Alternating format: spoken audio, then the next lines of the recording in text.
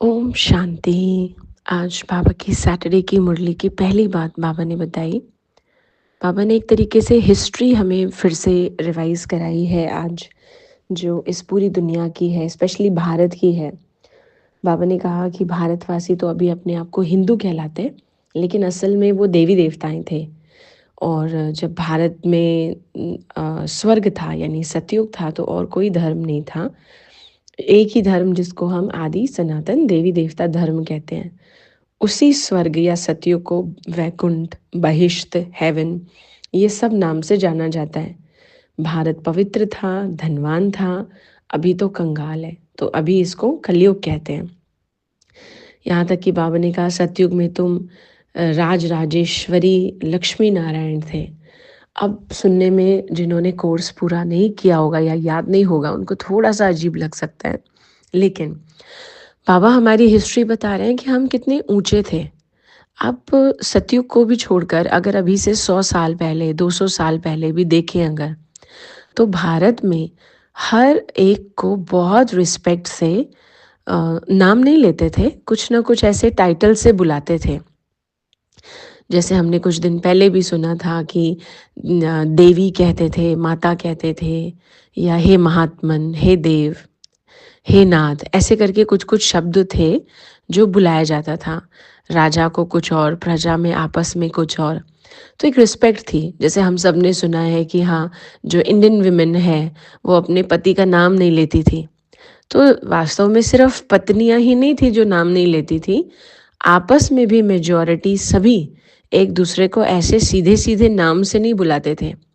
ये तो जैसे जैसे हम गिरावट में आ गए, वैसे वैसे हमने नाम से तो बुलाना छोड़िए, नाम को बिगाड़ना भी शुरू कर दिया। क्योंकि अपने अंदर गिरावट आ गई ना, तो फिर किसी और को कैसे रिस्पेक्ट देंगे। तो स्वर्ग कोई ऐसा नहीं कि ऊपर आसमान में हवा में है और जहाँ मरने के बाद जाया जाता है। इस भारत में, इस दुनिया का एक फेज था, एक समय था जिसमें हर आत्मा, आज से 5,000 साल पहले लगभग, हर आत्मा बहुत पवित्र और सतोगुणी यानी सातों गुणों से भरपूर थी। तो उस समय हर एक को देवी और देवता कहा जाता था।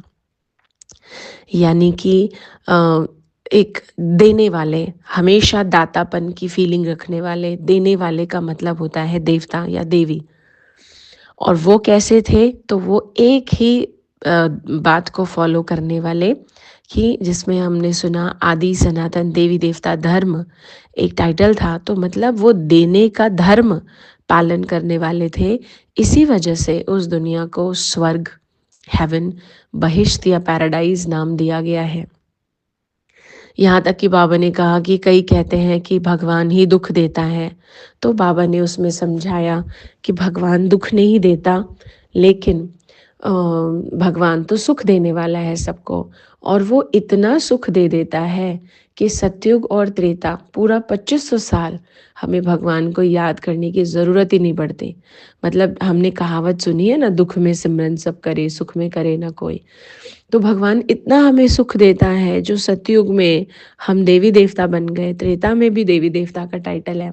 तो भगवान की ना ज़रूरत है और ना याद आ रहा है, क्योंकि कर्म और संस्कार इतने अच्छे हैं, यहाँ तक कि संकल्प भी इतने अच्छे हैं कि भगवान की ज़रूरत नहीं है। तो वहाँ भक्ति की भी ये सारी चीज़ें नहीं होती हैं। बल्कि बाबा ने उसी हिस्ट्री के पार्ट में ये बात भी ऐड की है कि आधा कल्प जब बीतता है, यानी 5,000 का आधा हो गया 2,500 साल, मतलब सतयुग और त्रेता जब बीतता है, तब जाकर भक्ति शुरू होती है। क्योंकि हमारे अंदर विकार आ जाते हैं और धीरे धीरे हम इस अवस्था तक पहुंचे हैं जिसमें भारत को, या हम अपने आप को कह देते हैं कि हाँ कंगाल हो गए। मतलब सतयुग के कंपैरेटिवली हमारे पास उतनी धन संपत्ति भी नहीं रही और ज्ञान भी नहीं रहा। दूसरी बात जो आज बाबा की है, बाबा ने कहा कोई जब शरीर छोड़ता है तो कहते हैं स्वर्गवासी हुआ, तो उसको नरक में बुलाकर यहाँ का भोजन क्यों खिला रहे हैं। तो मतलब बाबा ने ये समझाना चाहा है कि हम जब शरीर कोई छोड़ता है तो स्वर्ग में नहीं चले जाते हैं। क्योंकि देखिए ना, पिंड दान करते हैं या पितरों को खिलाते हैं, तो अब यहाँ का रोटी सब्जी पूड़ी ये सब खिला के क्या होगा। अगर कोई स्वर्ग में गया तो वहाँ तो 56 भोग खा रहा है। अगर मरने के बाद गया, तो हम यहाँ की उल्टी-पुल्टी चीज़ें क्यों खिलाएँ फिर? और वो भी शुद्ध नहीं है। ना घी शुद्ध है, ना तेल अच्छा है, ना सब्जियाँ केमिकल फ्री हैं। तो स्वर्ग में बसे हुए व्यक्ति को हम कैसे ये सब खिला सकते हैं? तो मतलब बाबा का सिर्फ़ समझाने का भाव ये है, जब कोई मरता है तो स्वर्ग नहीं जाता, क्योंकि स्वर्ग तो इसी सृष्टि पर अपने आप रिपीट होता है ना। स्वर्ग एक फ़ेज़ है, एक समय है, एक एरा है जिसको हम बोलते हैं, जो इस सृष्टि पर आता है।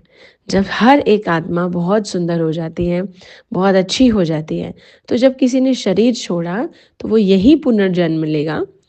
तो यही पुनर्जन्म लेने की निशानी है कि उसको यहाँ का भोजन खिलाया जाता है। तो ये जो किसी को रिस्पेक्टफुली हम कह देते हैं स्वर्ग गया, एक्चुअली में रियलिटी ये नहीं है, वो यही पुनर्जन्म लेकर आएगा। हाँ, हम ये इच्छा कर सकते हैं कि उसका इस कलयुग में भी जो जन्म हो, वो स्वर्ग जैसा सुखी हो। हम ऐसी उसको शुभ भावना दे सकते हैं। देखिए, दुआओं में तो आप किसी को कुछ भी दे सकते हैं ना, चाहे कोई असुर भी हो। लेकिन उसको दुआ तो कुछ भी दी जा सकती है। तो ऐसे हम दुआएँ दे सकते हैं, बाकी ऐसा नहीं होता कि सच में वो जाकर वहाँ बसते हैं। तो ये है आज की मुरली। ओम शांति।